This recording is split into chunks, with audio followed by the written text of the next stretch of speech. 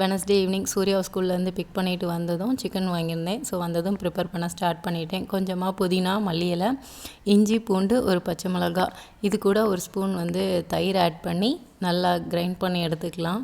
இந்த பேஸ்ட்டை ஒரு பவுலில் ட்ரான்ஸ்ஃபர் பண்ணிக்கலாம். இது கூட வீட்டிலே ப்ரிப்பேர் பண்ண கரம் மசாலா ஒரு ஸ்பூன், கொஞ்சமாக லெமன் பிழிஞ்சு இது கூட உப்பு ஆட் பண்ணி நல்லா மிக்ஸ் பண்ணி விட்டுட்டு சிக்கனில் நல்லா கோட் பண்ணி எடுத்துக்கலாம். மசாலா எல்லாம் சிக்கனில் கோட் ஆனதுக்கப்புறமா ஒரு 30 மினிட்ஸ் ஃப்ரீசரில் வச்சு எடுத்துக்கலாம். ஸோ நெக்ஸ்ட்டு வீடை க்ளீன் பண்ணிவிட்டு கிச்சனுக்குள்ளே வந்தால் தம்பி எல்லாத்தையும் மறுபடியும் இழுத்து போட்டான்.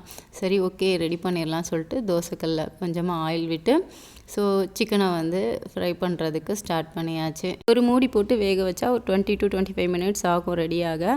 ஸோ 5 மினிட்ஸ் கேப்பில் திருப்பி போட்டு அப்பப்போ எடுத்துட்டோன்னா சிக்கன் ரெடி ஆகிடும். நைட் டின்னருக்கு சிக்கன் குழம்பு, ஆனியன் ரைத்தா, சப்பாத்தி. ஸோ இன்றைக்கி நைட் டின்னர் ரொம்பவே ஜாலியாக என்ஜாய் பண்ணி சாப்பிட்டோம். நாளைக்கு வேறு ஒரு வீடியோவில் பார்க்கலாம். See you, bye.